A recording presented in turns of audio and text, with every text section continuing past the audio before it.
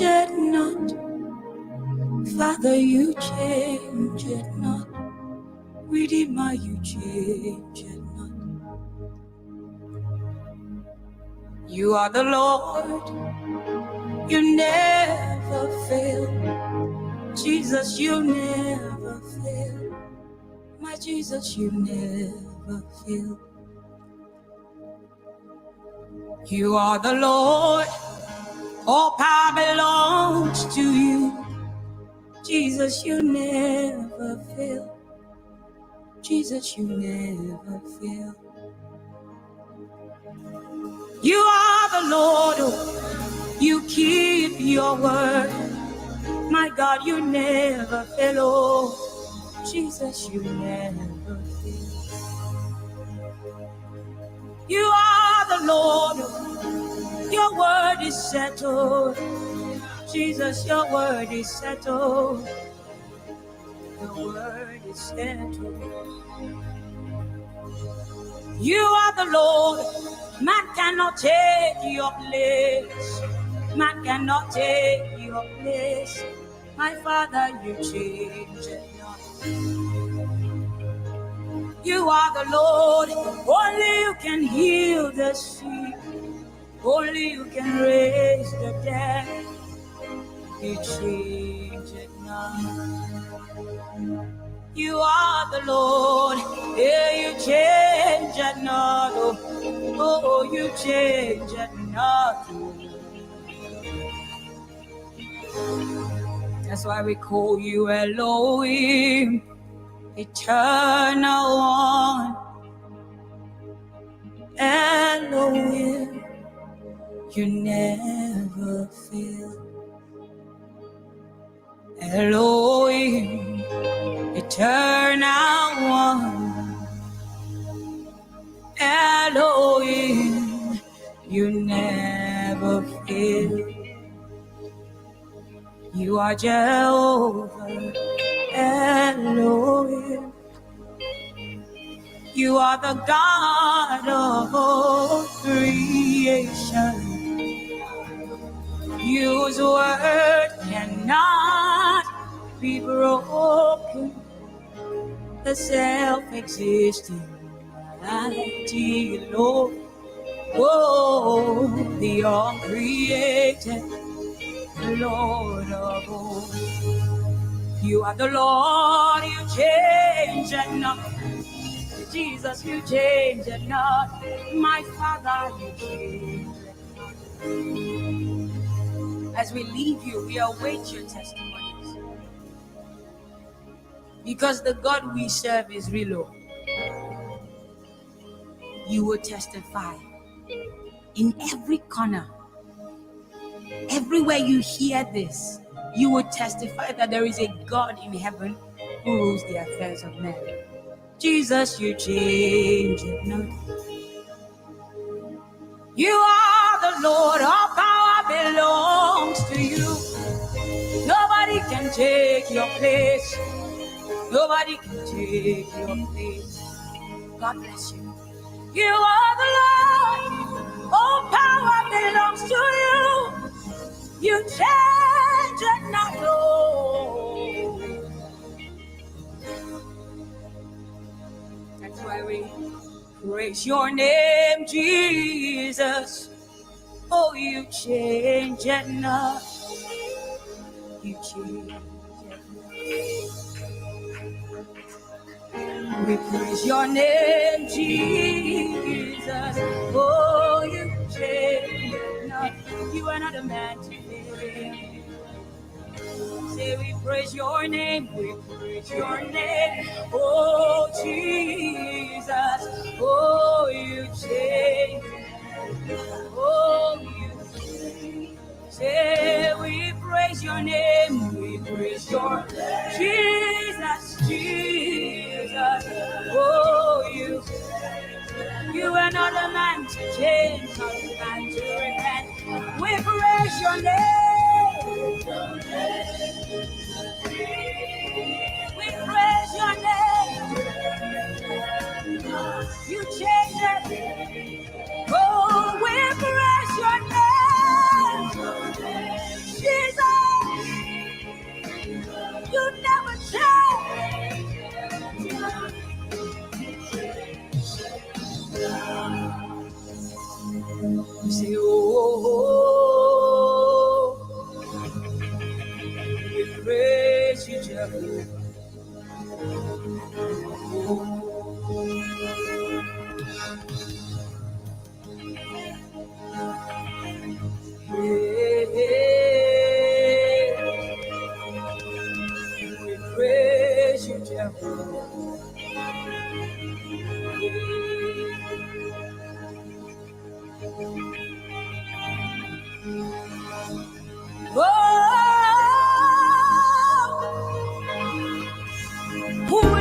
is truly the day the Lord has made. We will rejoice and be glad in it. Welcome, welcome, welcome. This is Ebenezer Methodist Church, Ghana. We are located at 5112 Berwyn Road, College Park, Maryland.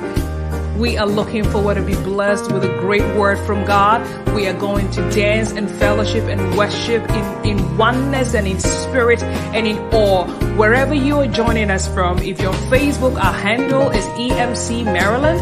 If you're on Instagram, it is EMC Maryland. And if you're on YouTube, it is channel 5112. Stay tuned and we will worship together.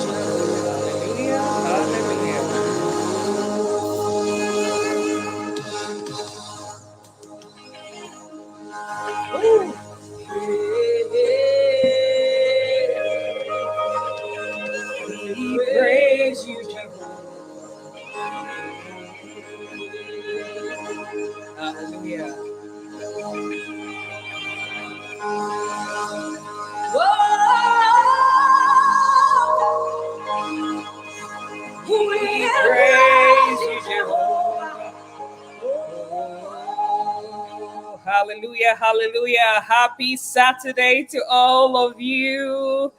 How are you? How are you? My golly. How was your week?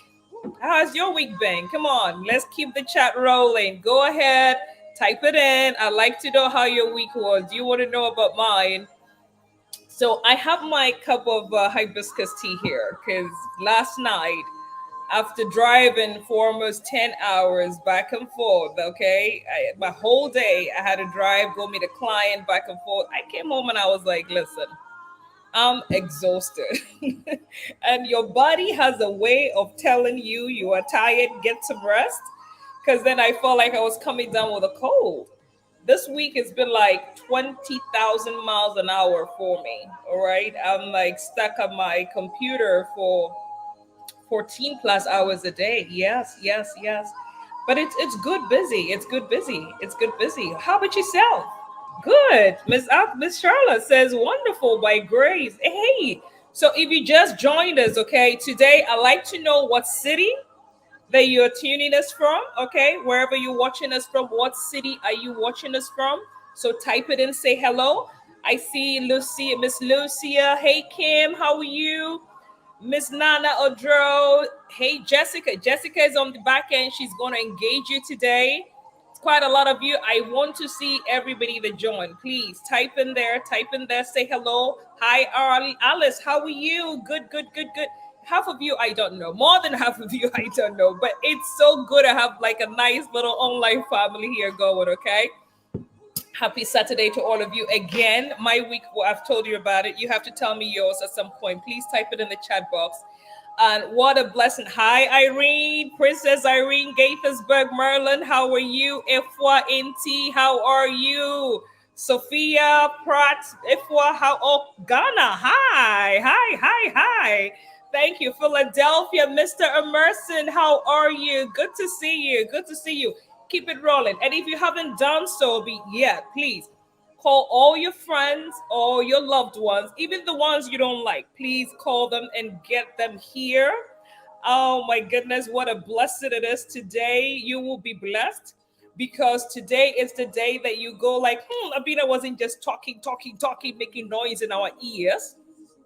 Because today you're going to meet a real life sexual violence survivor that she's going to share her story with you, okay? and then you would actually learn a lot from it, because you become more aware of your environment, you become more aware of the people around you. And so I am asking you, don't do this alone. Please share the link, invite your friends, tell them to stop whatever they're doing. It's Saturday, we get it. We all have food to cook and all that. But this is not going to take that long. So come and really share. I pray that the Lord has blessed you this week. I pray that the Lord was gracious unto you. Let's say a quick prayer. Let's say a quick prayer. And Derek, today I don't want to talk much because I'm here to hear and listen as well and take my notes too, okay? Let's say a quick prayer. Let's say a quick prayer. Father, we thank you for today. We bless your holy name. We are grateful for giving us life and health to be here, oh God. We are here not just as curious people, but Lord, we are here to learn and receive your impartation of grace and restoration. Because we know from Aisha's story, oh God, that through it all, Father, you gave her healing. You have brought her to a place that no man could have except you. So we are asking, oh Lord, that you open our hearts to receive, our minds and hearts and mind to discern, oh God. The Father, we will learn and we walk away with a lot of knowledge, oh Lord. More so importantly, we are going to walk away with wisdom, and we're going to walk away knowing how better to live our lives and how to protect the people we love. We bless you in Jesus' name. Amen and amen. Derek, let's take a quick 30 seconds break. And when Derek comes back on, he's bringing back Miss Aisha. Okay, she says, call me Aisha. So he's bringing back on Aisha. And if you have not done so yet, go ahead and invite all your friends. All right, thank you. Derek, let's take a quick break.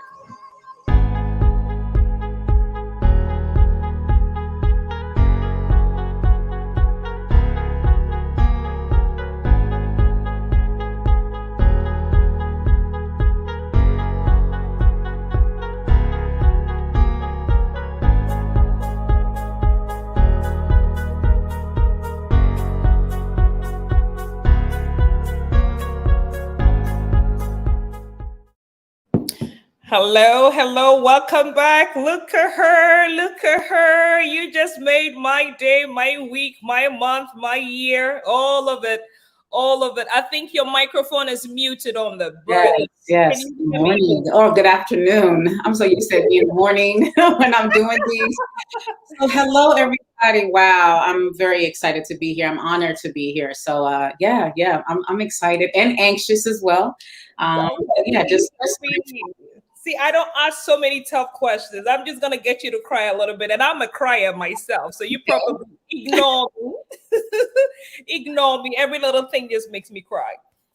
So ignore me. But it's such an honor to have you here. And I have to say that our women's fellowship, the men's fellowship, the girls' fellowship, I know the president sent the links out there. So we're going to have a lot of young women as well as mothers and fathers and everybody out there listening. And I want to say that you are one strong, smart, intelligent, beautiful woman and courageous to really come out to say, this is my story and I'm saying it to whoever will hear it.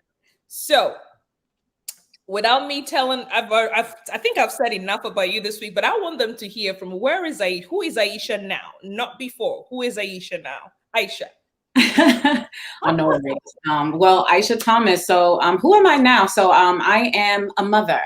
I am a senior NCO, senior non-commissioned officer in the United States Air Force. I've been serving. I actually just had my 18th year anniversary, yay, on September 30th. That's when I took that oath of enlistment. So I just celebrated that. I serve within the National Capital Region, so the Washington, D.C. area. I have an amazing team of men and women that just support this awesome mission to support military members all across the D.C. area. So you're talking about the Pentagon, you're talking about, members that are in investigations, members that work the White House, just doing amazing things. So shout out to my team. I also am a business owner. Yeah, shout out to them. Yes. I'm also a business owner. So I do organizational development. I'm training and development development. So I'm big on developing leaders. So I've taken the knowledge and the experience that I have gained within the military and made that into a business, because I've recognized that intrinsic development, so really developing leaders from the first tier all the way to the executive tier, is so imperative. So I really do a lot of work with institutions, educational institutions, corporations, businesses, and helping develop in their leaders in diverse team management, as well as emotional intelligence, resiliency. So a lot of the conversations that we're having today is so beneficial, because yes, I'm talking about my personal story, but me, it's wrapped around resilience. It's wrapped around the things that, you know, everyone goes through. And it's interesting how our personal experiences affects how we show up in the different hats we wear as a mother, as a leader, as a sister, as a brother. And also I'm West African, so shout out to my mom, my dad. I'm an immigrant. So my worldview is so different. I'm from Freetown, Sierra Leone. So, you know, I love my parents. They're actually retired, living their best life back home in Sierra Leone, while my sisters and my brother live here in the DC area. So love you all. And yeah, so that's a little bit about me, just a little bit about me, Aisha. Just a little bit. Well, I was hoping it wouldn't end, because you are so accomplished, and I am very, very proud of you, everything that you're doing. I was going to ask though, you working in the Air Force and having your own business, is there any conflict of interest there, or what's going on? No, I make sure there's not. Okay, I make sure there's not. There's definitely a. No, I have to ask, because I'm a business person too, so I'm like, okay. All right. There's certain stipulations, of course, making sure that you do it on your off days, making sure that there certain things that you have to do that I've spoken with our legal department, you know, making sure that I'm not advertising during work time, and really finding that balance. So there is definitely a clear separation because I've invested too many years to find myself in a pickle. But no, I mean, the beautiful thing is a lot of the stuff that I do in the military, I mean, I'm also a master resiliency trainer. So I get to train civilians and military members on resiliency practices. I speak on interpersonal violence. So that's domestic violence, suicide prevention, as well as sexual violence. So I do a lot of work that's wrapped in the work that I do within corporations. So it's so many parallels that it's a blessing to be able to be at this part of my career where I can serve in so many capacities. I'm just grateful. What a blessing. So I was going to ask a little bit on, you know, did what you go through motivate you picking the kind of industry, but we're going to get there. So shout out to Sierra Leone and shout out to Ghana. Are you involved in that kind of jollof rice battle? Because last time I am, you know, so but it's all love here. You know, we all can like different versions of the jollof. Okay, it's okay. Well, hands down, Ghana jollof still wins, and we get to that way forever. Ghana jollof always. Now, tell me. Because it looks like you've been here for quite a while. Let's start with your early life in Sierra Leone, because I think that's where really whatever happened. So what was it like when you were, you know, growing up? What do you remember? Yeah, so you know, of course, you know, I as I mentioned, I'm a migrant. So you know, life back home was amazing. You know, I remember, you know, we living in an awesome house. My parents worked very hard. You know, I even put in my bio, my mother was the first entrepreneur that I saw. You know, this salon is still thriving. She was a hairdresser, a hairstylist, or, you know, cosmetologist. You know, there are all these different terms for it. But she had a thriving cosmetology business where she would, you know, take in different women, bring them in, you know, support them, and, you know, provide them the resources and the tools so they can, you know, be cosmetologists and do hair. So she had that thriving business on one of the bottom floors of the house that we lived in. My father, you know, he worked at this, I don't remember the name of the specific hotel, but it was like a casino with also had, it was like a beautiful hotel in front of the water. It was just an amazing place. He has an accounting background, and just they worked very, very hard. And life was really good. Life was very good, but behind the scenes, what unfortunately was happening is that I was being violated. I had been experiencing sexual violence for, you know, at the youngest age, around 5, 6 years old. And, you know, the thing is that, you know, as a parent now, and again, just to preface this, you guys are talking to someone that has done a lot of work and a lot of healing to unpack the trauma, has done a lot of work to like tie things together, because there might be somebody watching this right now, and I want you to see that and hear that, because you know there are times and places where, or times and spaces where I've been where I'm like, man, I don't think there's any way out. You know, something's wrong with me, and you just feel so alone. So I'm just so grateful that God has ushered in the right people, the right knowledge, just the right things, and positioned me the right way, where I have been exposed to the knowledge and the tools I needed to get to the other side of my trauma. Not saying that I'm, not triggered, not saying that I don't have to navigate certain things, but I'm just grateful of that. But I want to give you all that perspective as I talk, because a lot of things I'm going to like draw parallels with now that I have an understanding that I didn't have an understanding before. But anyway, so, my parents were extremely successful. And the great thing about back home, that there's so many opportunities to open up your doors and give people opportunities. I had a nanny, and then my parents also had individuals that were living within the home that were, supporting the home. And unfortunately, what they didn't know is that those that they entrusted, were taking advantage of, their daughter. So I found myself, navigating sexual trauma, and exposed to something at a very young age. And it was something that happened for a pretty long time. And the reason why I say a pretty long time, and I can put a time frame to it, is because it was normalized, right? It was something that became a pattern and a habit, and they got comfortable with doing it. So did you have a question? Hold on one second there. I was going to ask you. So you were in the home with your parents. You had, of course, house workers there as well. Yes. Typical, well-doing African family. They might have house elves and other stuff. Your siblings were there as well. Were you the eldest at the time, or you were the youngest? No, I'm actually the youngest. So I'm the baby of the family. We're a family of 5. So not 5 altogether, but it's 7. So it's my mom and dad. And then I have older sisters. So I have, 3 older sisters, and then I have a brother. So I'm the baby of the family. Mm-hmm. So I'm going to ask you a lot of questions today. And I probably will ask everything you probably don't want me to ask, but I'm going to be very, very careful. So tell me, and I am really, really hurting hearing you say this went on for a while. I was hoping it was just a one-time incident. What really happened? When was the first time it happened?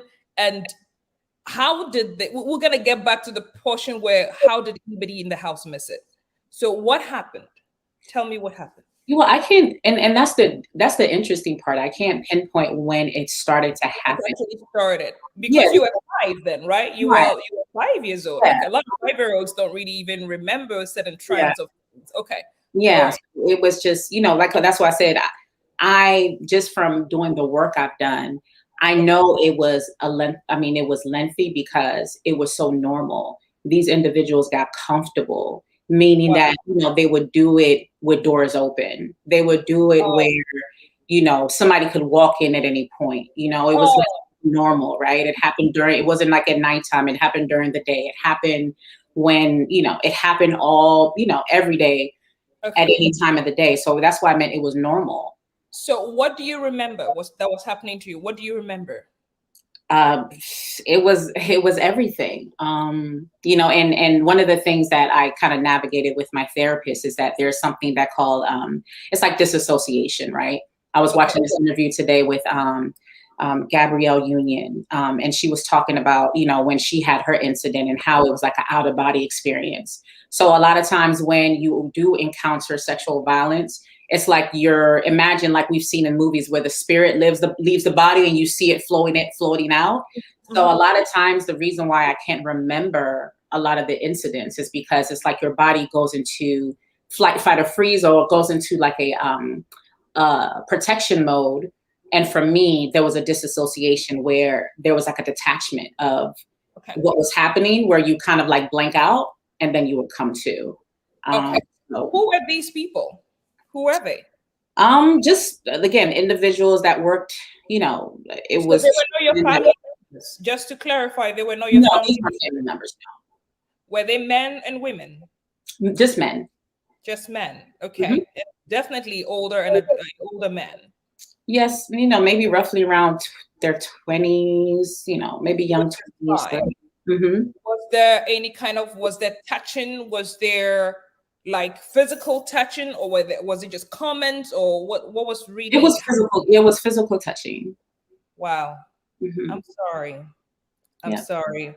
And if you say that they've got comfortable doing it in the open, that means, was it just around the workers, or because they know, of course, if your family members saw them, they'd kill them?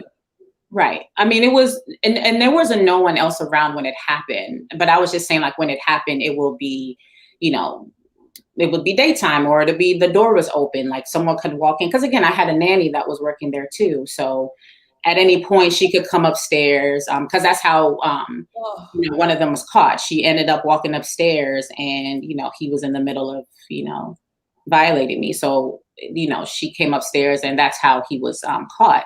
So there was just a level of comfortability. Maybe from their perspective, it just maybe they knew the routine of my parents to the point where they just got comfortable, fearless, okay. which I'm grateful for. But because he ended up getting caught, but He had to get caught. God wasn't going to let them do that to you all throughout.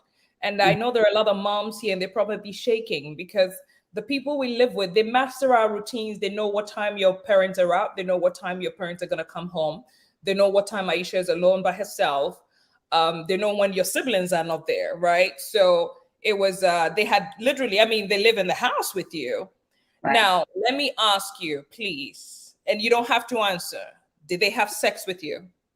No, I don't recall.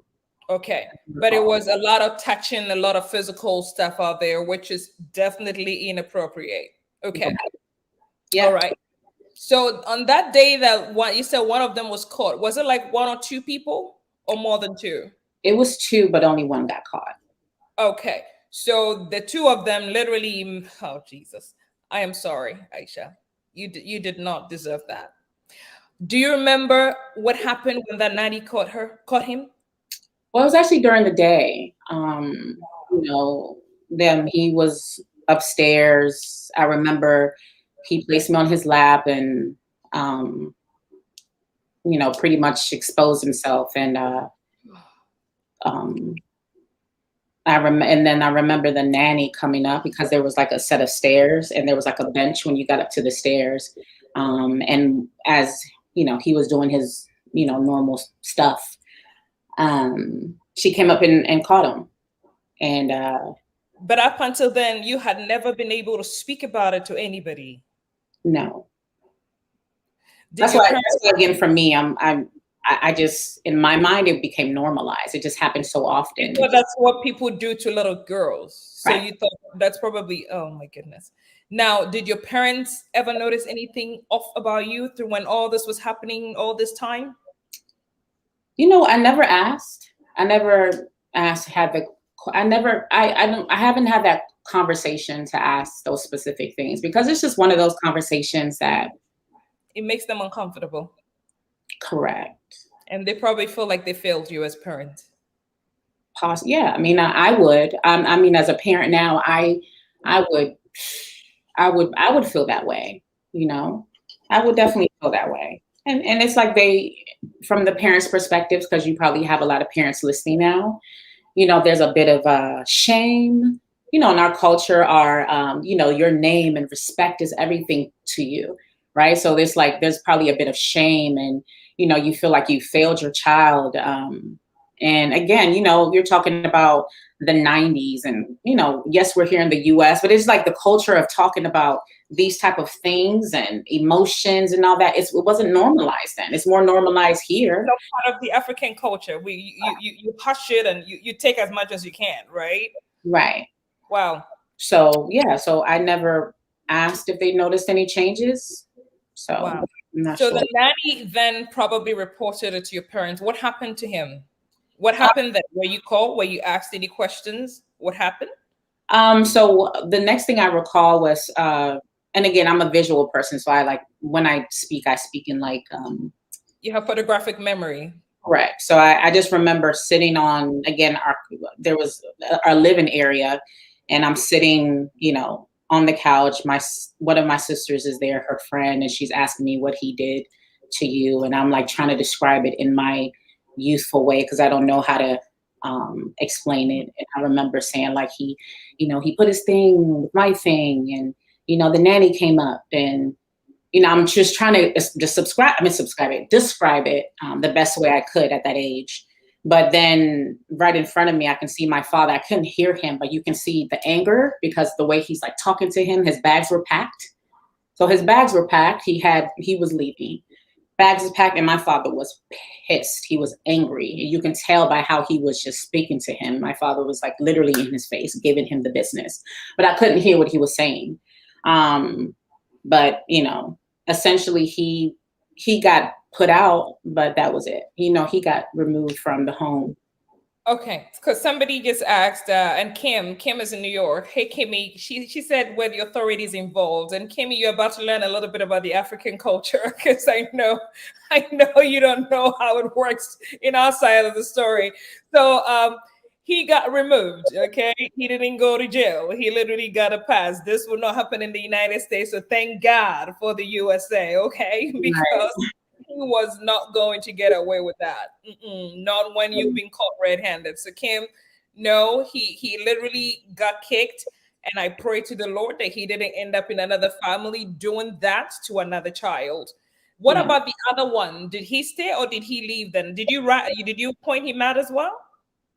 I don't recall any questions being asked to me after it happened. I don't recall any of that being asked, and no, he was not. It just was kind of like it happened, and it was just kind of staying in the house. He was still in the house with you all. Correct. Did that deter him from hurting you any further, or he came back at you? No, it deterred it. It didn't happen anymore. Now, so your parents come in, they kick this guy out, and then what happens then? Because here would have been a different process. So what was the process back then, if you remember? Again, once he left, it just went back to, I can't say it went back to normal because of course I was changed. I just experienced, trauma for a period of time, but everything went back to how everything went back to. So it was just, the next day happened, and, the next day just came, and we just continued with, day-to-day life. Wow. And, as a 5-year-old, somehow in the back of the mind of our parents in African culture, like, you forget it as you grow, but they had no idea that thing literally tainted your perception on life forever. Correct. And I'm saying this, and I have to retrace that because we have a lot of African parents watching. It doesn't matter whether a child experiences trauma at 1 or 2 or 3 or 4, it does not matter. They don't forget. Correct. That impact, it literally sticks on their life forever. So if there's any parent watching here, your child, has gone through something, do not assume that as soon as, they get older, they're going to get over it, or something magically is going to wipe it off their brain. It's not going to happen. I love that you highlight that. Like, I do a lot of stuff with emotional intelligence. I talk a lot about the brain, and it talks about how, typically it's when we are in our mid-20s where that practical thinking, that, rationalization of part of the brain is when it's the most dominant. But typically our amygdala, that emotional center of our brain, is the most dominant. But when you have traumatic events that do happen to you as a child, it literally has an impact of the brain, of the development, right? And you're just it just literally reshapes how you see the world, how you navigate things. And you also have to consider, you're having a child exposed to something that the average person isn't exposed to until maybe they're in their teens, so they're still exposed to it. They've been exposed to it. It's just happened at a very young age. It's happened way premature than they should be. And now it's happened, and just trying to go back to just normal, it's no longer normal. It's no longer that. And the blessing is now that we have, normalized mental health. We've normalized a conversation about therapy. You want to get that person help immediately, because they have been exposed to something that has literally reshaped how they see the world.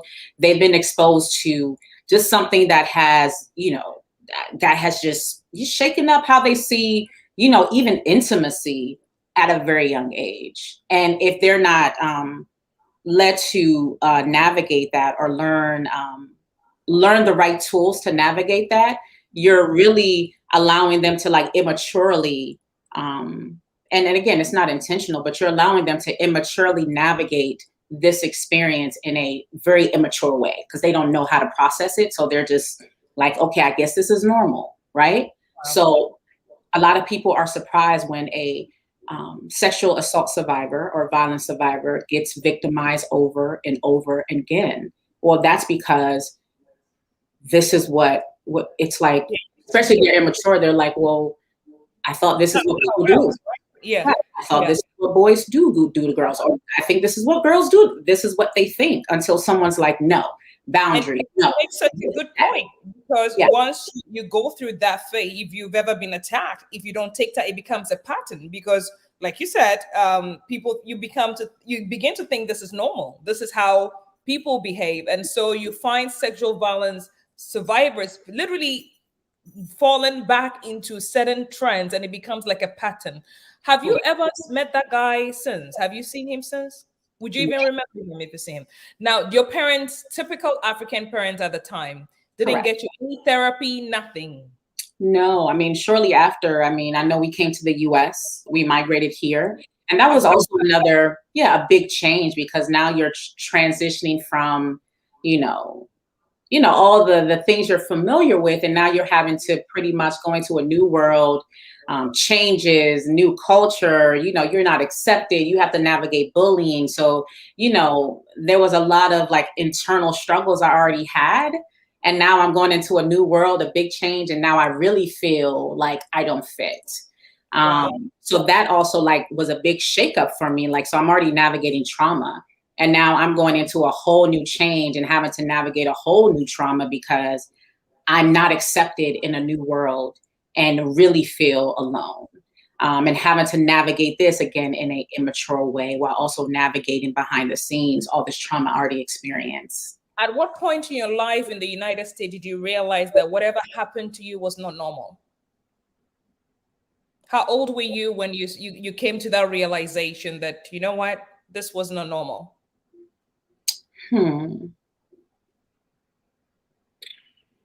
Wow. I think it probably didn't hit me until, I probably really, really hit me until I was sexually assaulted in high school. Wow. So this happened again? Correct. Do you want to talk about it? Do you want to tell us what happened? Sure. I went out with a friend on a double date, or what, you can say is a double date. So, I had a friend that I, knew. This is when MySpace was very, very new. So for all like the Gen Zers and like the young millennials are like, MySpace. She knew, but she met someone there. They had gotten really close and they were going out, and he had a cousin. So she was like, let's go out. And, between that time, like I had went through like a rebellious phase, right? Because one of the things that I mentioned, transitioning from the US to, from West Africa to the US, I didn't feel like I fit in, right? So that's why I was like, when you were saying Aisha, I was like, it's Aisha, right? Because Aisha. You said Aisha was your alter ego, so we're gonna call you Aisha now. Because I thought that was like the way Americans pronounce your name. And Aisha became like this persona I had where I wanted to be so Americanized to fit in. So, I kind of distanced African now, Aisha. Yes. So I distanced myself so much from my culture. So I just really wanted to like belong. So I was much a follower then. But anyway, so went out with a friend, and we went out. And when the night was over, we were all in the same vehicle. And at that point, we had gotten to the guy's house, and he got into a car and was like, hey, why don't you get in his car? I guess they wanted some free time. And I was big about staying with my friends at that time. And he was, not saying she was adamant, but I was like, should I go? And she was like, it's up to you. But, one of those things where she was giving me the hints like, we want some one-on-one time. And I was like, are you sure? She's like, yeah, I think you'll be fine. He's going to follow us. And he's like, yeah, I'm going to follow her. You're good. So I, was hesitant, but I went ahead, got in the car. They drove to the end of the block. waited for us. And, you know, he was like, I'm warming the car up because it was wintertime around that time. It was snowing, you know, it was in the DC area, it was snowing. So got to the end of the block, and at some point we drove off. And in my mind, I thought we were headed to my friend's house. But unfortunately, we ended up in like this abandoned construction site. We were driving, and he was just saying all these things to me, like, you know, let's, you know, can you spend the night with me? And, you know, just really trying to persuade me to, like, you know, hang out with him for the rest of the night. I said, no, I just want to go over to my friend's house. I'm good. You know, let's just head home. And it's just like the convincing kept happening over and over again. And it was like, you know, you get that feeling in the side, like, this guy is just doing too much. I said, no, I just want to go to my friend's house. I'm good. But at one point he made a turn and all I saw was black. It was just dark. It was like pitch black, no light. I knew I wasn't in, we were off road somewhere. And I just knew there that something bad was about to happen. And, you know, in that abandoned, and the reason why I know it's an abandoned construction site, because when I did tell the police, because there was a whole investigation, and we actually found it because we had to drive around to find it. It was, you know, where there were trucks and construction and all that. So that's how I knew what it was. But he turned there, and it was there where he,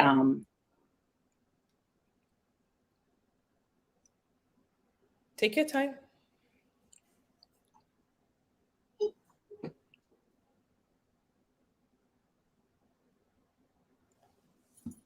I wish I could give you a hug right now.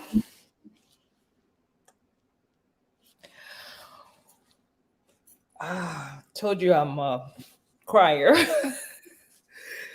But yeah, it was there where he, It's okay. It's okay, let's skip. It was there where it happened. Yeah, that was where it happened. Was he in high school with you, or somebody you just didn't know about? I didn't know him that well. Later on, and because the investigation happened, he was a college student, football player. So he was in college, came from a very successful family. And I think this one's important to talk about because the culture thinks that a sexual predator or somebody that violates you looks a certain way. They think that like creepy looking, they look creepy and all that. Hey, they think it's the guy in the bushes.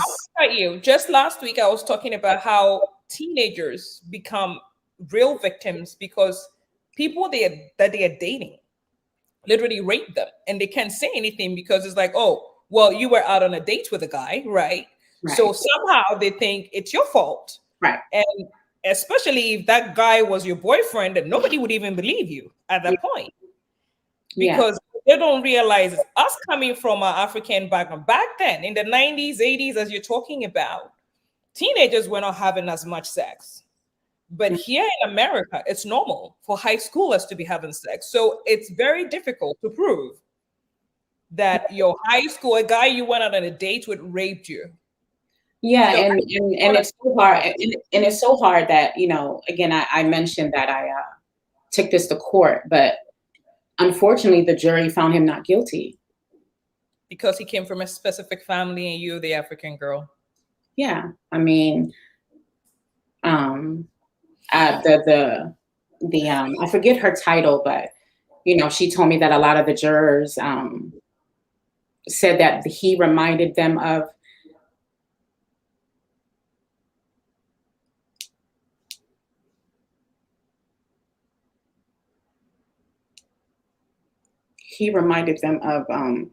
their son. And I always ask myself, like, did I not remind you of your daughter? And as I sat in there, as I said, not guilty of all the charges, something changed that day. And it's interesting because being violated early on, and I have to be honest right now because I skipped a story, and I skipped this story because this violence did happen by a family member. And the reason I skip it is because I want to respect my mom and dad right now. I want to respect them because this is a family member that I still have to hear about. I still have to see. This is a family member that my that their mother has a good relationship with my parents, and she Even now, yeah, I even mean, now, they still have a relationship with this family member. yeah, but it's like one of those things where the mom is so sweet and so kind, like she has no clue, right? So it's one of those things where it's so complicated.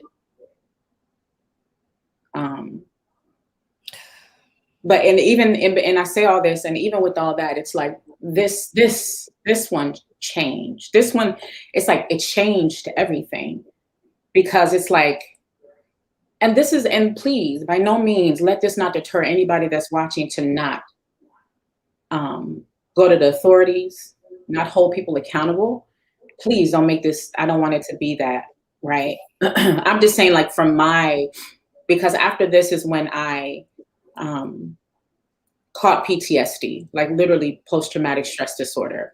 We're gonna get there, and I'm gonna ask you a very tough question. But could you talk about that family member? Because you know what you're doing right now. I started talking about this topic 3 weeks ago, and we were looking at the 3 rapes in the Bible, and this what brought about this whole awareness of sexual violence. One of the things I talked about was I made some examples of family members, incest, other things, family members who are violating people right under their eyes, but they can't see because they're family members. So you saying this,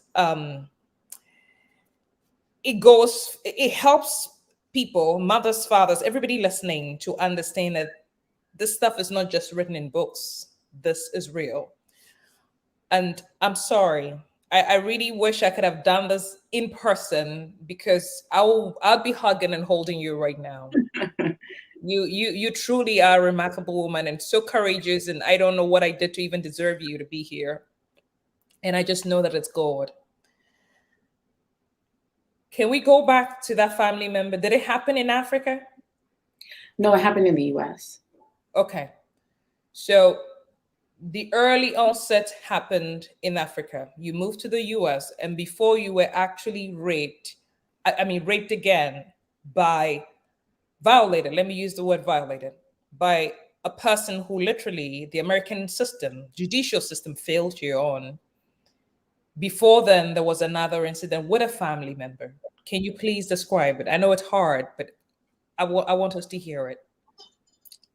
I mean, what I would say is, it was another situation where, your family opens their arms and their door. I mean, again, that's the beautiful thing about my parents. They've always been those individuals that, have found ways to bring people to the US, open their doors for people to stay, there just always have been that. So it was another case of opening your door in your home to someone and, not knowing that during that period they were, violating your daughter, and,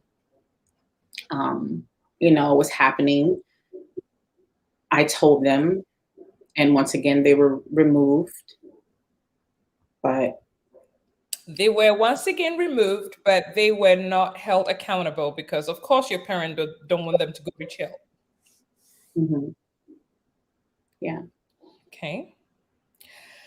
And then it happens again. So I'm just saying this is like the third phase in your life that something is violating you. And this time around, it's more graphic and more like this.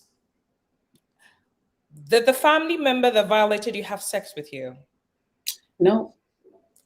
The high school incident was the one that literally was everything. Correct. Was rape. Okay. Correct. And he gets a pass because the jurors think that he looks like their son and you probably don't look like your daughter, I'm sure. Okay. Yeah.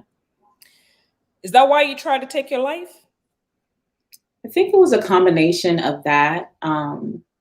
it was just a combination of that. So, and even that incident, that was my senior year in high school. The suicide attempt happened in my 9th grade year.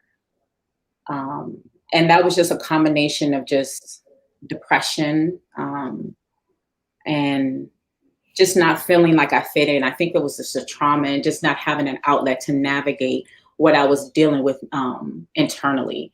So, and I carried on that depression for, for many years. And that probably 9th grade was probably the first time that I met with a therapist. And that was only because my attempt wasn't successful. So I'm what they call a suicide survivor. And I was in a hospital, and, that's a part of the process. You were in 9th grade when you tried to take your life. Yes. Can you tell us what you did?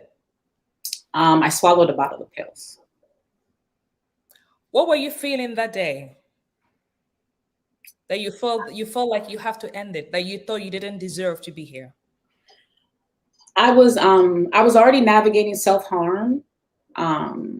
So meaning that I was already doing things to like harm myself. So I was, probably hiding it, but I was cutting. I had tried to, I know this is graphic because like for some people this might be. I want you to be. I really want you to don't restrict yourself at all. Yeah, I was but I was doing self-harm. Like I was, trying to like slit my wrists. I remember telling myself like I hate myself. Like I really did not think that I mattered.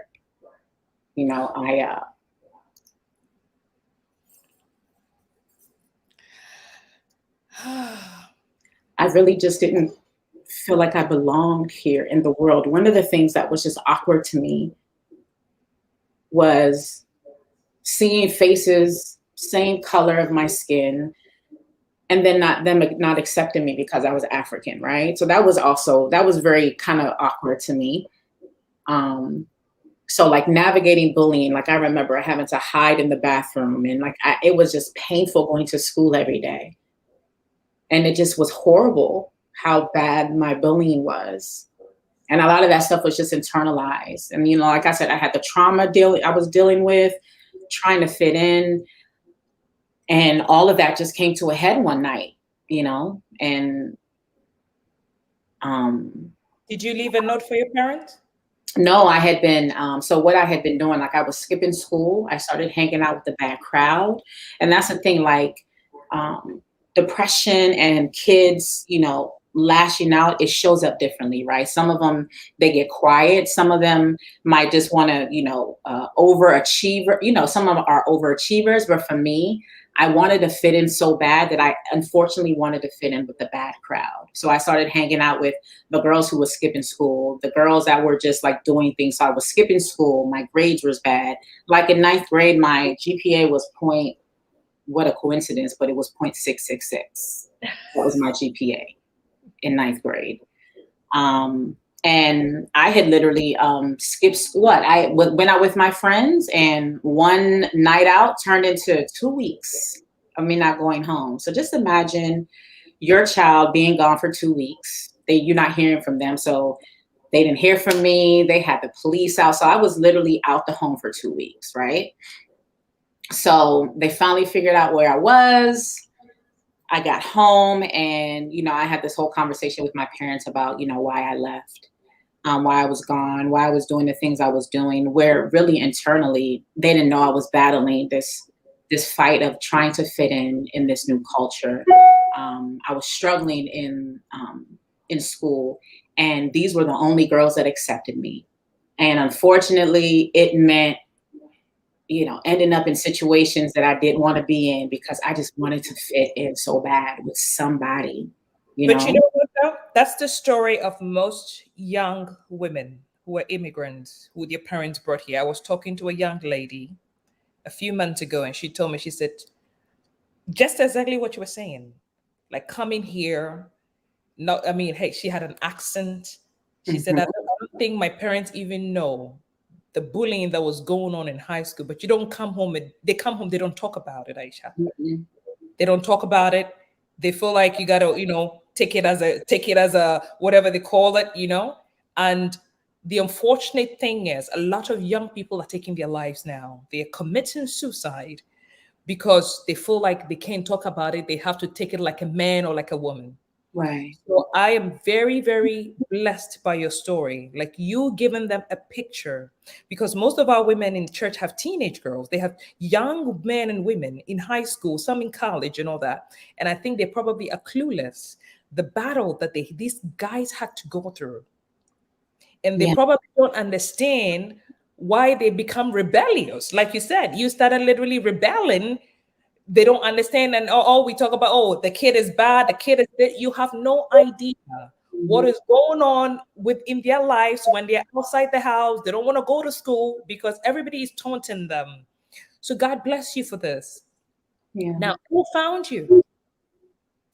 So after the conversation I had with my parents, they just let me know the severity of what happened, which was true. It's pretty much I was a missing person for a couple of weeks. I made a promise to them I wouldn't do it again.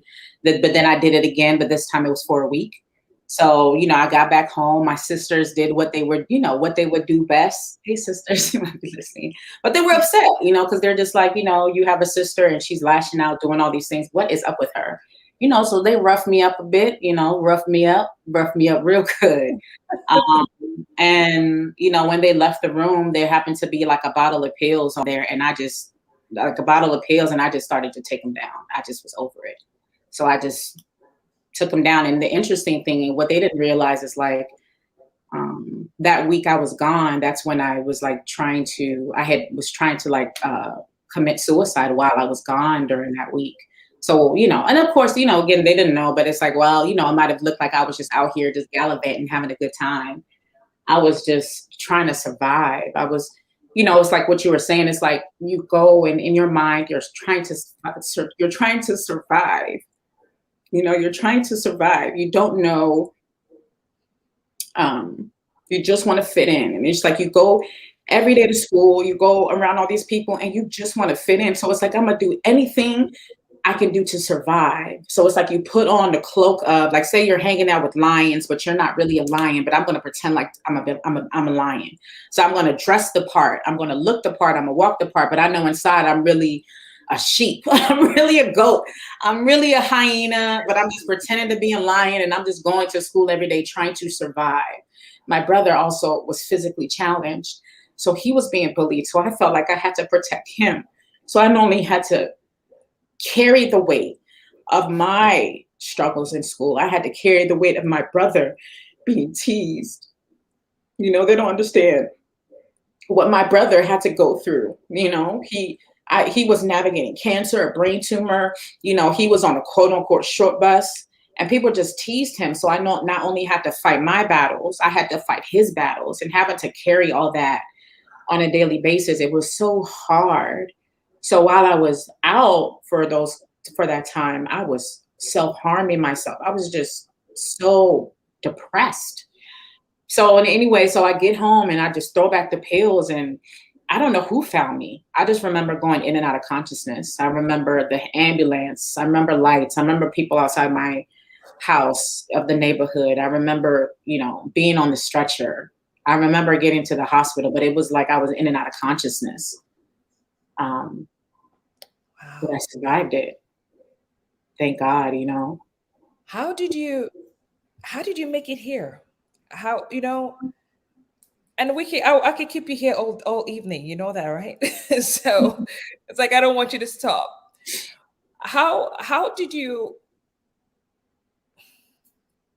God find you? Like how did you make it here? Because you were dealt with every bad blow any young girl should ever have to experience. How did you make it here that you become a global speaker on this issue?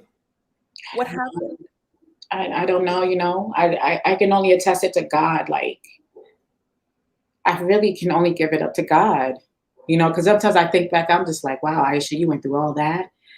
Only God, and my mom said she prayed and prayed. I mean, that's one thing I give it up to my mom. Like, my parents might have not did everything by the book, but one thing my mother was like, we gonna figure it out. Or she's like, I'm gonna make sure you finish high school. Like my mom was on my back, right?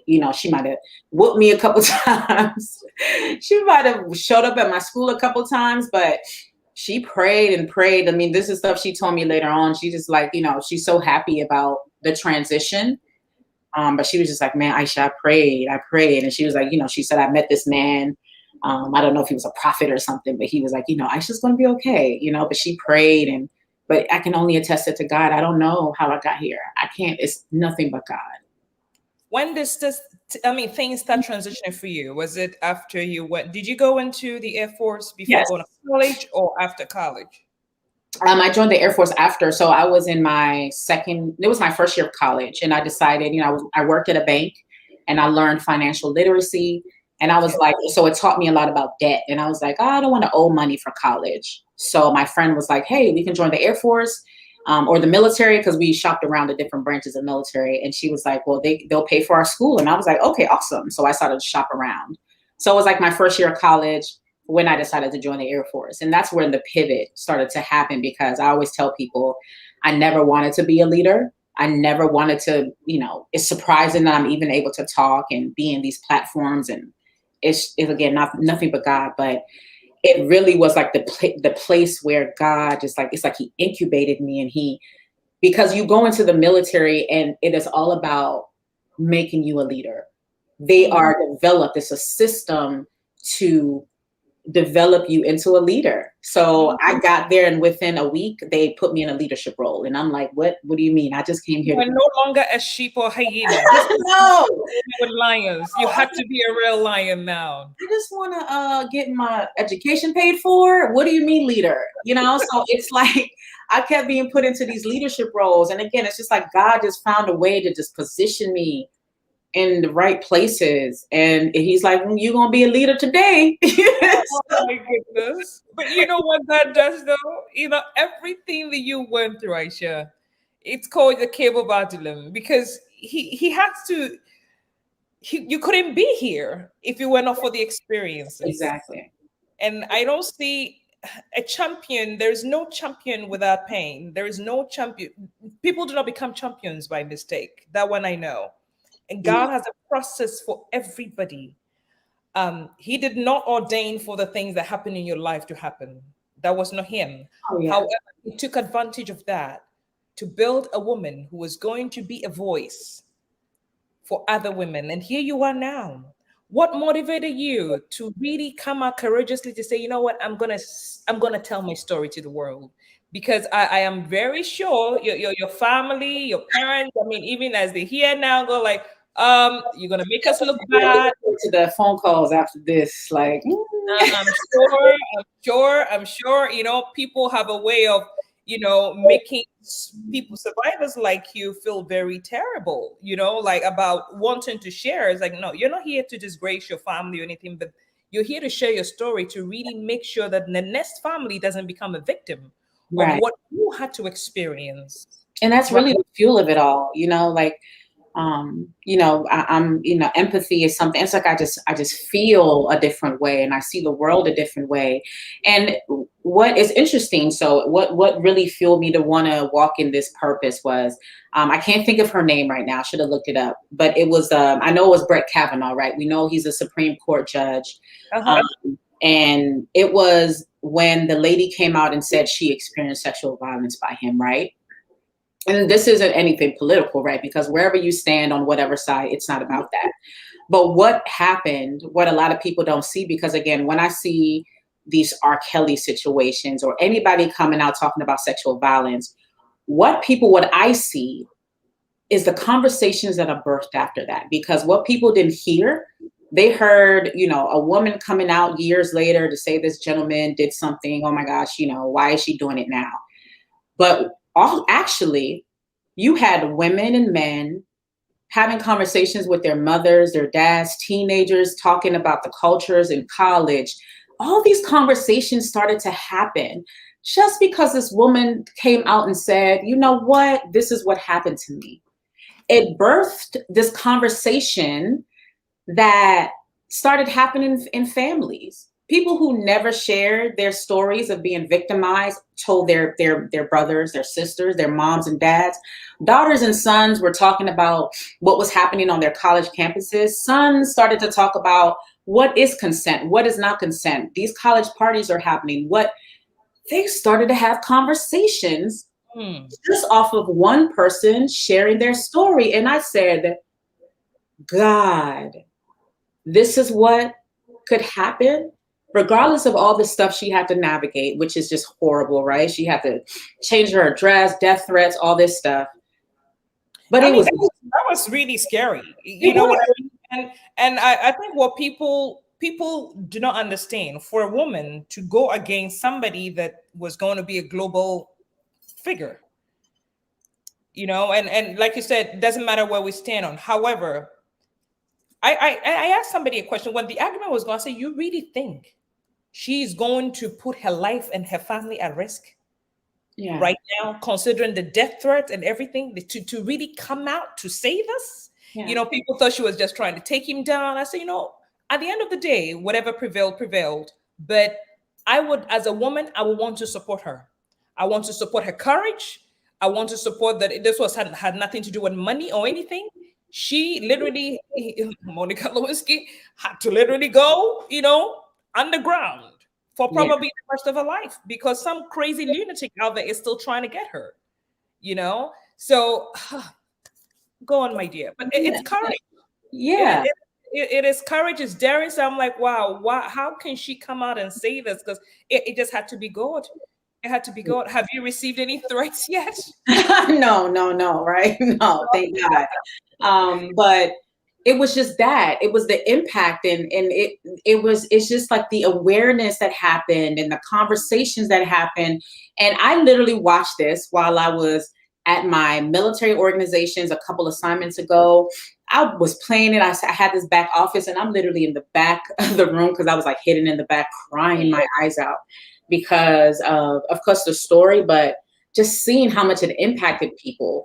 You know, allowing people to just go back and just saying, you know what, let's look into sexual violence again. Let's start having these conversations about this, about that, and preparing our daughters, preparing our sons. Talk about bystander prevention. And I was like, God, okay, it was just confirmation that I needed to stop hiding behind the fear of, you know, I don't want to embarrass this person. I don't want to embarrass that person. And it was bigger than this small box of people. It was about the impact, about the conversations that are going to be birthed after this conversation, about, you know, mothers and fathers and daughters that are not going to have to worry about being alone or lives that are going to be saved because a child isn't going to go commit suicide. Because, ladies and gentlemen, just know that every 68 seconds, an American is sexually assaulted. And just think about globally. It's probably 20 seconds if you think globally, right? So this is happening. Hundreds of women and young girls have been violated since you and I started talking on the show. Exactly. Right? 68 seconds. 68 seconds. So it's that. It's the closeness that's going to be built from this. It's the healing or the hope that someone has that, you know what, at some point I'm going to get where I can get the tools and the information I need. Or it might be, you know what, I wasn't thinking about going to therapy, but Aisha said therapy helped her, so maybe I'll try it again. It's that. Maybe God, you know, if maybe someone decided I'm going to go pray one more time, God, please direct me to where I need to go. And God's like, okay, baby, this is, yes. Wow. That's what's important. So that right there, she didn't realize that she touched that military member in the back office from her sharing that story.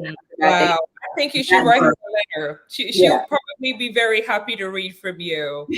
So wow. You know, and there was a whole movement, Me Too movement, that started, and I know that whenever things start and it gets on the TV screen in the news, it becomes a whole political thing. But these are people's true life stories, true life experiences, and I've been very careful not to politicize anything apart from taxes. Okay, so.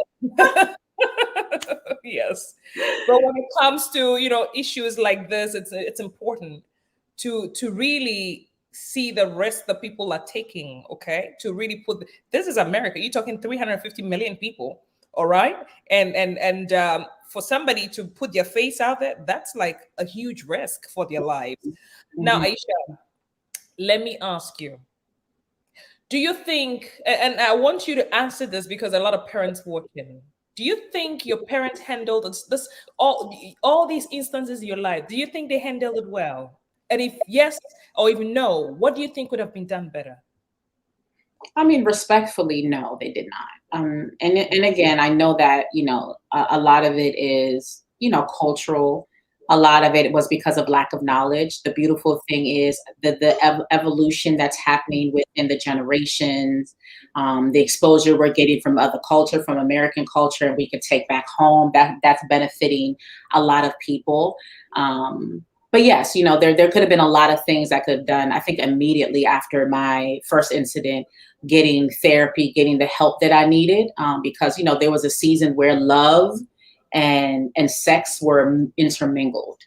I had did a program. I went to a church called Cornerstone, and they had a program called Savior, and I love that program because it had the psychology of it, the counseling part of it, so all this psychiatric and the medical and the science of it, but it also had the biblical component. So I was able to merge the two and allowed me to truly understand how God sees me, how God loves me, but also allowed me to understand what happens with me mentally, what happens to me physically, how I see the world, why I work those two together. And that's why, again, predators prey on certain kids. I did a whole series on I put on YouTube, and I love doing it, right? Especially when, again, this R. Kelly thing came first, because parents didn't understand, how do they get these girls? And it's like, they know who to target.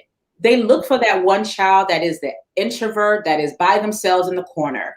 They look to see who has the single parent. They look to see who has a parent that works from sun up to sundown and they feel alone.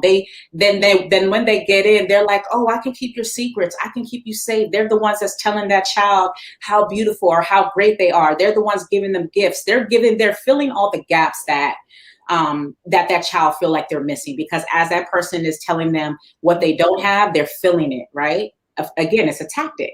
And then once they get in, then they start to like, okay, I get them closer to me, and now I got them. And now they start to use that same information, right? Or have them exposed to things. They use that same information to now, when they're ready to pull out, okay, I don't think this is right. Remember when you did this? Remember when you did that? I'm gonna tell your mom, I'm gonna tell this, I'm gonna tell that. And now they have them wrapped in. So it's so sophisticated and also sickening how predators get in. And again, I think we saw a glimpse of that if anybody watched anything like regarding the R. Kelly trial, of how, Of course, I will. right, they pull you in, and then they find ways of using or having you do certain things to also have things to kind of like, I need you to stay in. And this is, blackmail tactics. But it was important to highlight that, because you have to pay more attention. You have to have conversation. You want to be able to make sure that you're checking in. And again, our immigrant parents, they're coming in and doing what they have to do. My father had 2 jobs. My mother worked at a hotel. She was a housekeeping, worked from sun up to sundown. It was just me. The TV, I would say raised me, but it taught me a lot. My friends taught me things, and it was all incorrect, right? So I think the therapy was needed. I think more conversations, more quality time, but I think the therapy and that help would have really allowed me to understand and separate the two, understand what happened to me, allowed me to really start to heal and work through what I needed to work through. And then also, I didn't grow up, a believer in Christ, but my mom was like, you're going to church, you need to go to church. She just dropped me off at church one day, and she was like, I think this will help you. And, thank God that, how 2 Corinthians talks about love, love is patient, love is kind, because the way I saw love based off of my immatureness, because I didn't get the right teaching about it, was based off of what the world, I thought love was look like, right? The bad way, what the world was teaching me love was. But when it was revealed to me, love is patient, love is kind, right? All those beautiful things that the Lord tells us love is, I'm like, no, this is what love should be. then it allowed me to say, like, okay, this is where boundaries are. This is where it should be. And just one more quick part. It was so interesting how, so Iyanla, I was listening to this thing and said, Iyanla Van Zant talked about how when we don't hold people accountable and we're in places where we have to see our abuser in our homes, or we see them in the family picnics or at Thanksgiving, you're teaching that child that you should stay loyal to people who hurt you. Mm-hmm. So as we are in Domestic Violence Month, that's why you'll see people in the same patterns of relationships with people that will abuse them, people that would hurt them. Again, you'll see them victimized over and over again, because we don't even realize, a lot of parents don't realize that, you're unfortunately unconsciously depositing in that child's mind that you stay loyal to people who hurt you. Wow. So yes, they'll date that boyfriend or that girlfriend that's abusive. Yes, they'll stay in that bad friendship with that boy or that girl. You're like, don't hang out with them anymore. I'll take it further. They're still staying in that abusive relationship and marriages. It's what we don't talk about, because in our African culture, and we epitomize things. We have this status quo, status thing. And I tell people all the time, it takes courage for a woman to walk away from a marriage, whatever this stuff is. It takes courage for people. It's a lot of courage for people to walk away from certain relationships. But we need to do better as Africans. Our culture doesn't help much. There are good things about the culture, but there are a lot of bad things about African culture. And as we are embracing new life and new environment, we really need to learn to try as much as possible to embrace new ideas and new ways of doing things. Mm-hmm. You said a lot about our culture today, and I'm so grateful for you coming here. Our culture has trained us to accept pain, to accept abuses, to accept whatever, and I just recently went through a divorce, and people are like, oh, how are you? What they didn't know, as soon as my separation, even before my separation, I started going to therapy with a counselor. Mm-hmm. Because people don't understand, because they look at you now like you shouldn't be okay. Why are you okay? Why are you all set up? Because they don't know the last 2+ years I have been working on myself. And I could have just said, you know what? No counseling or whatever. No. But yes, I got into counseling. I got into healing. I got into stuff even before the separation happened, because I had to do this for me. I had to repair me. I had to really cleanse my system out to, if God is going to be able to use me, I can't do this with all kinds of brokenness. So it's not like you just woke up one day and you're okay. No. It was a journey, but we don't want to hear anything about counseling. We don't. So I'm here to share with you. I have had a counselor, everybody. Yes, I had a therapist. I still have mine. I see her next week. Mine literally told me I should be sitting in her chair after a while. So she's like, I think you should be sitting here. I should be sitting on the other side. She's like, you know what? Stop wasting your time and money. After a while, she's like, you know what, girl, I think you're good. Because I was even finding books that I was reading and sharing with her. Mm-hmm. And it became like a friend. She's like, share these books with me. Because I said, no, I would not come out of this in pieces. I have to come out whole.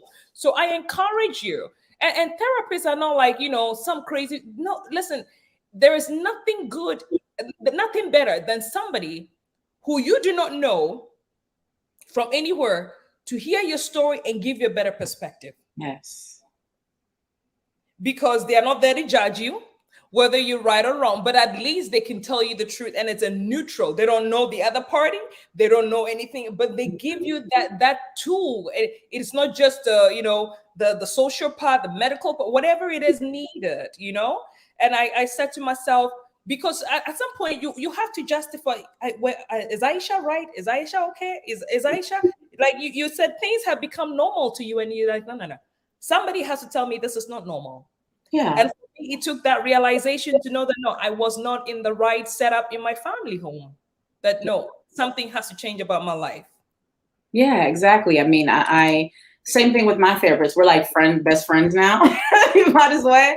And of course, there were certain things I looked for in my therapist. I wanted a woman. I wanted her to be a Black woman, right? I would have loved an African woman, but it was hard to find one. I did find an African man, but he wasn't available, so he referred me to the Black woman. So I was like, okay, that'll work too, right? Because I was like, okay, he can understand our culture, so that's why I wanted him. But I was like, okay, that'll work. She's around my age group, so if I use any lingo, slang, like she gets it.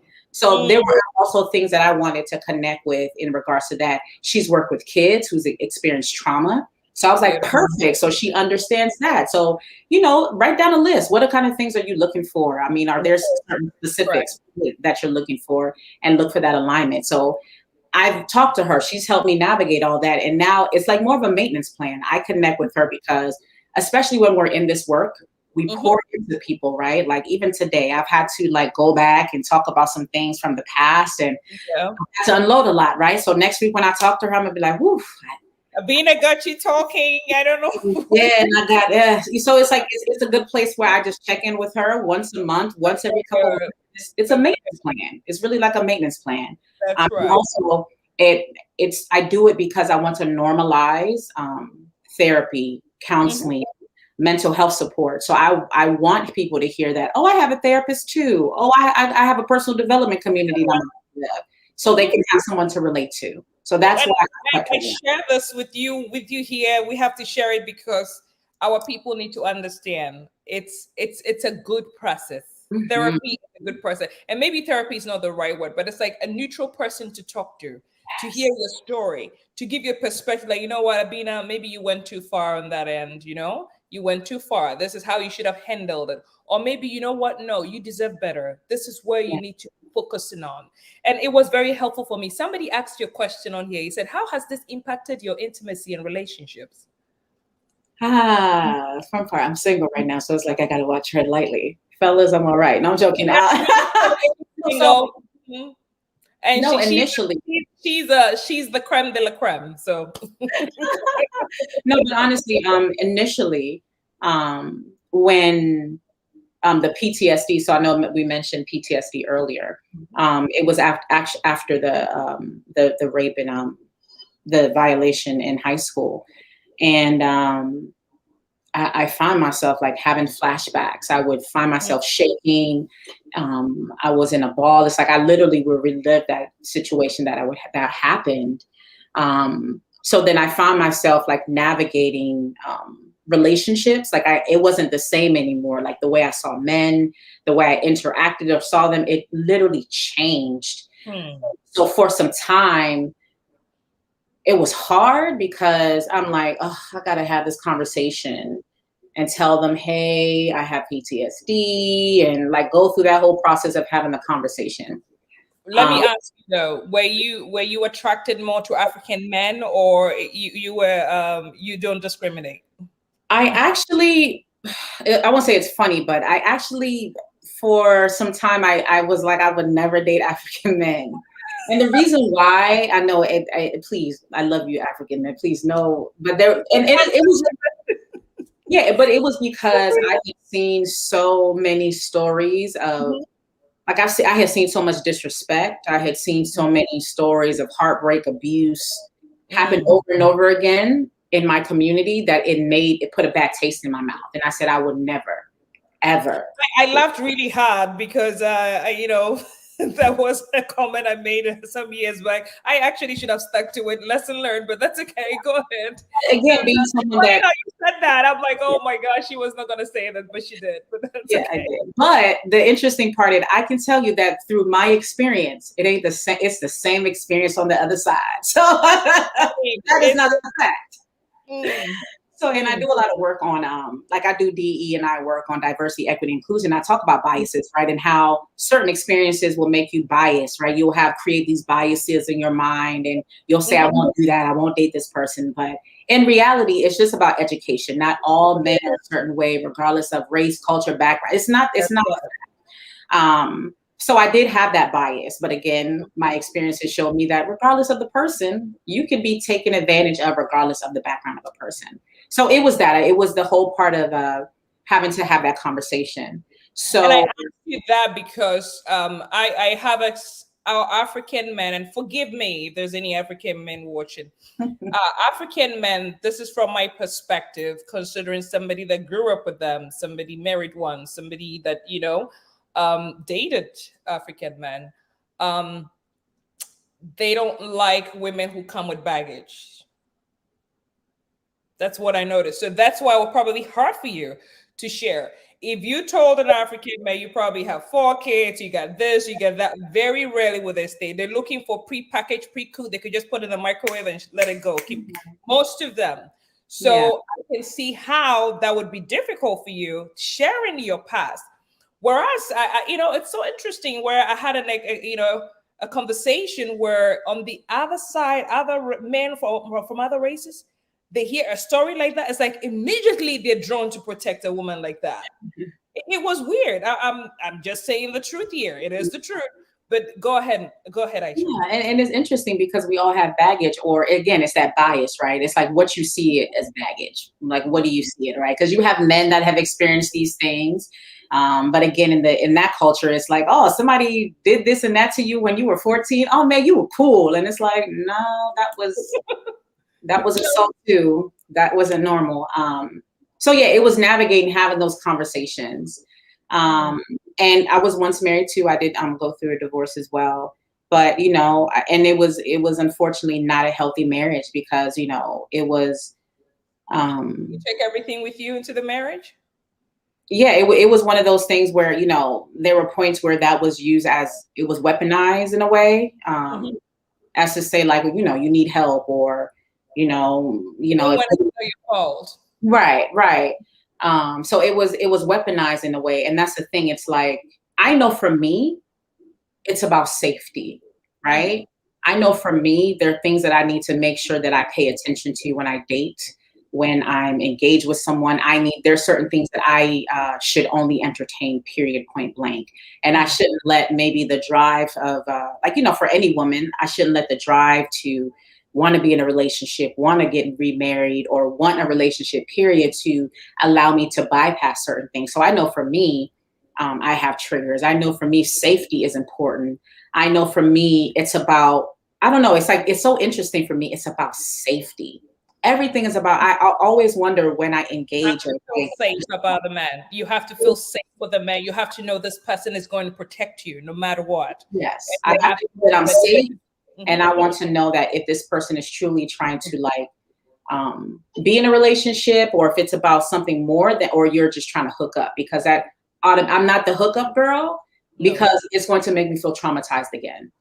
Gotcha. And that's why it's so bothersome for me. And again, we live in a world where you're going to encounter these people so much, but it's bothersome for me where people pretend like they're trying to get into a relationship, but really they just want you physically. And then they do that. But really, for people like me, it's triggering because now I feel used again, right? I feel like you're just taking advantage, right? So, things, it's so important. Like I said, wait until marriage, and really just that level of safety is the forefront for me. So I navigate relationships in that way. And I divulge my past or my experiences. Again, I'm open with it, but I talk about it where I feel like, okay, this person truly is, I know I'm safe. I know they respect me. And then, okay, just so this is my background. This is what I experienced, but I don't believe that my past experience defines who I am today. And it doesn't, and it shouldn't at all. But we're going to run here because we're back on time. But I have a couple of questions. Yeah, sure. So anyway, the person who asked this question says, you owe him dinner. And I was going to say, please, could you buy her dinner instead? Can we stop going Dutch here? Thank you. Sure you know who? No, you buy her dinner and take her to a really nice dinner, sir. Thank you. Yeah. We're not going to go Dutch here. Sorry. Thank you. Hey, Scott. He said hello. Yeah. That's good. So let me ask one more question. And I have a lot of questions. I'm just trying to pick which one, I wrote down for myself to make sure I ask you. Yeah. What does the future look like for you right now? Future looks good. Like I said, I've done a lot of work, and that was the part, right? Because for anyone listening who has been through this, regardless of what anyone says, there's so many resources and tools out there that can help you towards the journey of healing. Like I said, for me, it started with the Savior class of my church.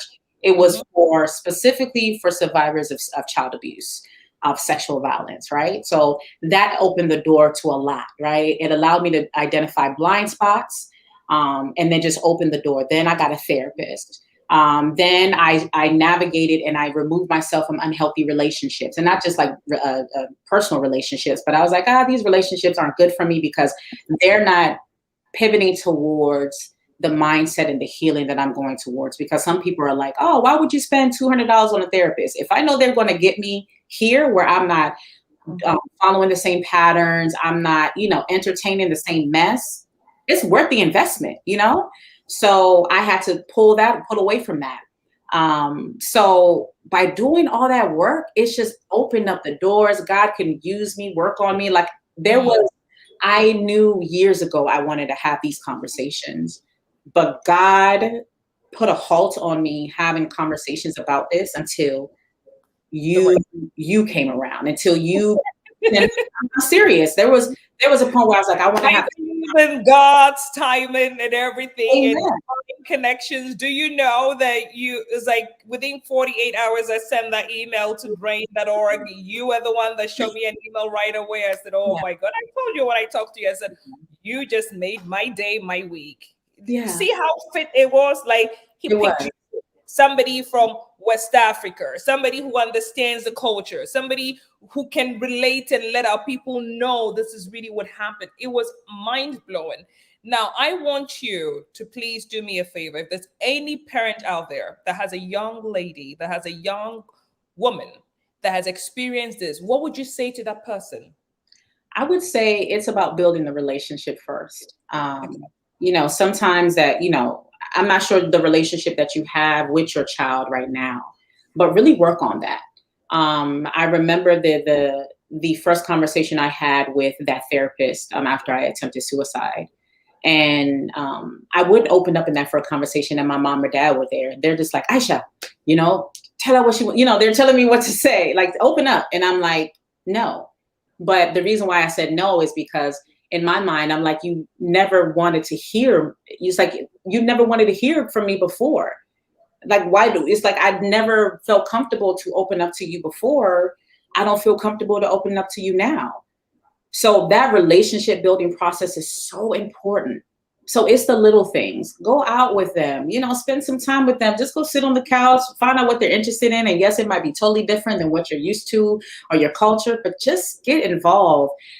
Yes, work. I mean, and again, as parents, and I do it myself, I have to check myself. We put so much energy into our full-time job. There was this chief in our organization that says, if you give more love, time, and attention, and you treat people at your workplace better than you treat your own family, that's a problem. It is. We put so much energy into the things we do on the outside, and we get home and we give them the scraps. The leftovers. The leftovers. The leftovers. So just try, I'm a designated day, a week, where I can just pour into my child. Again, being a survivor, I've already talked to my children about, inappropriate touches. So I'm open to have that conversation with my child. My daughter is about to be 10. We've gotten a book that talks about the experiences and the growth of a girl's body, the changes that are happening. So we have those conversations. I want her to be able to talk to me when she goes out to places, or she's not with me. Hey, I talk about secrets. Hey, make sure you tell mommy your secrets. We don't keep secrets in the family. So we talk about secrets. We talk about boundaries. Boundaries are important. Boundaries. Hit on that again. So when you're like, no, go hug them. No, if your child doesn't feel comfortable, yes, we don't want to be embarrassed. Yes, we don't want, but we really need to recognize our children really do process some of that stuff. Like, it's okay. They'll think that the abuse that's happening behind the scenes is okay with mom and dad, and it's not. And it's only because you were like, no, stay with them for the weekend, or go hug them. And they're not really realizing that you're just like, hug them and that's it. I don't want nothing else to happen. So teaching your child about boundaries. I've talked to my daughter about boundaries, even up to people touching her hair, because she has dreadlocks. People can't touch your hair. So boundaries, building relationships, and God forbid anything does happen to your son, your daughter, your little girl, but please get her the therapy and the help that she needs, because my parents tried to shelter me and it would happen right under their nose. Mm. And the last thing is, let's normalize the fact that the abusers, the people that are victimizing our young girls, our young boys, our youth period, unfortunately can be your brothers, can be your sisters. It can be the fathers, it can be the mothers, it can be the uncles, the aunts, it could be the good looking man that can get any woman. It is not, and that is the tendency. Typically, the people who abuse and sexually assault our young girls, our youth, are those people we know. That is the pattern. And that's what we really need to normalize, because it's hard when it's somebody you've known all your life. It's hard when it is that man that you love. It's hard when it's your brother. It's hard when it's your cousin. It's hard. But those are the ones that are doing it.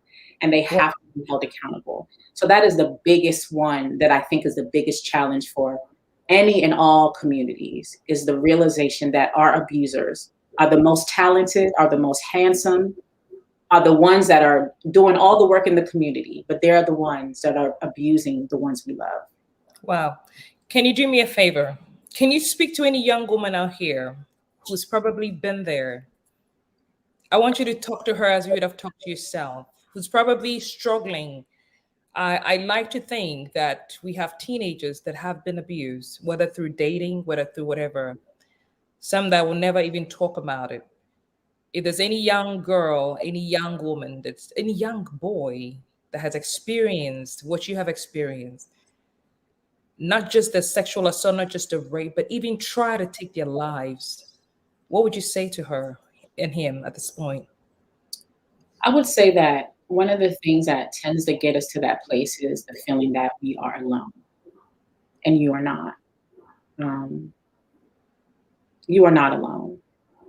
There's so much purpose. There's so many gifts. There's so many great things within you that God wants to use. I would have never thought that God would have transformed my life the way He has. And I'm so grateful that He spared my life that night that I tried to take it away. So grateful, because there is another girl, there's another boy, there's someone that you need to meet 2-3 years from now that needs to hear your story, that's going to be so encouraged by the work that you put in. They're going to be so encouraged by you saying yes. They're going to be so encouraged that you decided to get up another day. So I know it's going to be hard for you to get up tomorrow. It's going to be so hard for you to take another step. It's going to be so hard for you to go back to that school. It's going to be so hard for you to see that person again. But trust me and know that on the other side of this, there is victory. There is so much victory. So please hold the person accountable. Let the authorities know. Let your parents know. Go get the help that you need. And the beautiful thing is that there are even resources available in your schools, in your neighborhoods. Get the help, even if it's not normalized in your community. Get the help. But just know that on the other side of this, God is going to use you to do so many different things. And I can't wait for the day that you start to truly walk in your purpose. And because of that, you're going to encounter people who tell you, thank you for sharing your story. Wow. Yeah. Can we pray? Yes, we can. Father, we thank you for this opportunity, O God. We bless your holy name. We honor you. We adore you. Father, we worship you because this is only made possible by you. And Lord, I pray and I thank you for the life of Aisha. Father, I bless you for her glory. I bless you for everything you're using her to do. My Lord, I pray that as you have lifted her up and held her in your arms, I pray in the name of Jesus that every minute, every second that passes by, her life will have meaning. That, Father, you made sure that her pain never went to waste. So, Lord, I stand on your word and I bless her. The Lord continue to lift her from glory to glory, from honor to honor. May you seal the safety net that you have given her. Father, may you seal this new life that you have given her. May you seal this new foundation that you have given Aisha. And Lord, I pray, oh Lord, and I break every evil pattern in her life. Anything that Satan uses to look at her and say, you know what, I'm going to cover her again. Father, I seal her life with your fire and your blood. And I pray, oh Lord, that if any eye does look at her wrongly, may you blind that eye and may you deafen every ear that will hear evil of Aisha. Lord, I pray and I ask, oh Lord, that any tongue that will rise against her, may you condemn. And every weapon that Satan would try to channel her way, may you, oh God, shoot it down. Father, be a hedge of protection around her and her family. Her children, oh God, I pray. Any altar, any altar that will speak against her children, any negative altar in her life, oh God, that she has broken away from, will not find her children. Father, this pattern will not transcend into the life of her children. Lord, they are exempt from every pain, every shame, and every humiliation, oh God. The Father, even as their mother becomes a voice for the violent people who have survived violence, may they not have to experience any abuse or teasing or any bullying from children. Father, I pray, oh, that this light that you are shining on her mother, that light will shine even brighter on their destinies, oh God. But this will be the family that you have set apart to heal, to bring healing, to bring hope, to bring awareness to the things that we are so uncomfortable to talk about. Lord, I pray for her business and her career.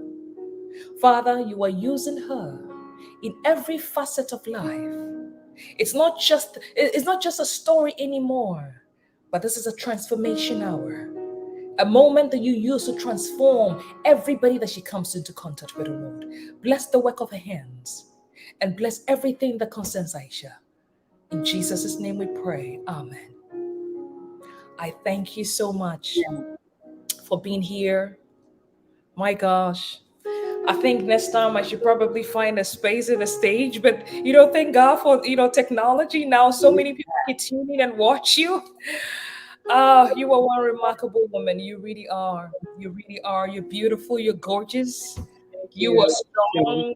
Girl, you have tactics and stuff. I gotta learn. I gotta probably take me to the shooting range or something. I gotta learn how to wear those. But oh my gosh. And people, Aisha has books. She has 3 beautiful books. You gotta read it. I need you. I'm gonna get mine, but I have to find you to autograph them for me, okay? Yes. Derek has done an amazing job. Thank you, Derek. Like putting right on the ticker, her email, her website. She is so sweet. Please feel free to reach out to her. Okay, reach out. And if you go on her website, aishathomas.org, it's actually going to give you all the different things Aisha does. And if you are in business, I think I'm probably going to have Aisha back. Derek, it's okay. You can project Aisha back again, please. That's okay. Project both of us. Thank you, Derek. Oh my God. Okay. So we lost her. That's okay. She's there. We lost her for a minute out there. No, I still want people to see you. She has these 3 beautiful books, and I really want you to get copies of the book. I want you to get the copies of the book because it will bless you. It will bless you. It talks about leadership, talks about women in leadership, and I cannot wait for you to autograph mine for me. Okay? As soon as I get them, I'm gonna find you wherever you are. And I want to say thank you to everybody who has been here since we started. You've stayed on, you've listened, and I pray that this has blessed you as much as it blessed me. And I want you to go back out and make some changes in your lives, in your families, around the people, the children, the people that you have. Make some changes. As African moms, as immigrants, as we here, things have to change with us. Things have to change. And I am very sure there are some of you out there who've had children that have experienced it, but they never told you about it because they know you, the way you're going to respond. It's like, okay, she's not going to get it.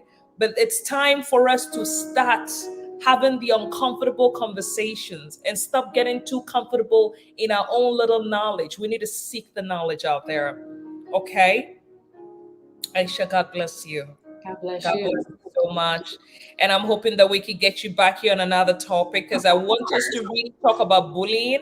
And it's God that really made you bring this up because I had a young lady pour out to me a few months ago, and I didn't go to high school here, so I could never understand. But I had my own little bullying when I was even in Ghana high school as well. So, but the way she poured it out, I'm like, wow. So if all these immigrant young children are experiencing this is really brutal, right? So we need to really find some time for you to come back and really share in detail and how to help some of the parents navigate these and how to get our youth to really, get on track with this. Get on track I with would this. love to. Oh, and oh my goodness, all of you. I can't go down the list here today, but I want to say thank you all. God bless all of you. May the Lord keep you. May the Lord make his face shine upon you this week. I, on the other hand, I overworked myself last week, and I think I'm coming down with a cold. So I've been guzzling hibiscus tea like nobody's business. And I think right after this, I'm gonna lay in my bed and read for real, just to chill and have download everything that you have said again, Aisha. Next week, I actually have another lady coming, Rita Timmons. I got so blessed by you too. I'm like, oh, rain.org, you go. We have Rita coming to share her story as well. I don't know why I picked this season all of a sudden, and God is just bringing you amazing women to bless these women, because I think this is time for us to have these conversations. Aisha, do you have any last words for our viewers and listeners everywhere? I'm just grateful. I'm just grateful for the opportunity again. Just appreciate your time. And again, for you parents out there, definitely, again, it might be a change. It might be, okay, this is different, but trust me, this is going to help and really transform your household, and really going to be something that's going to be important in transitioning and helping your children navigate these things that are truly happening on a regular basis. Remember, every 68 seconds. So just consider, this is almost at 2 hours, how many sexual violence situations have occurred. So thank you. Thank you. Thank you all. God bless all of you. I'll see you all next week. And Aisha, hugs, hugs, hugs, hugs, hugs, hugs, hugs, hugs, hugs, hugs, hugs, hugs, hugs, hugs. God bless you. And the Lord is with you every step of the way. Every step of the way. You're remarkable. And we've been so blessed to have you. God bless you, all right? You too. Thank you, guys. Derek, thank you. Jessica, thank you as well for holding down the fort and the back end. We greatly appreciate all of you. God bless you all. We'll see you next week.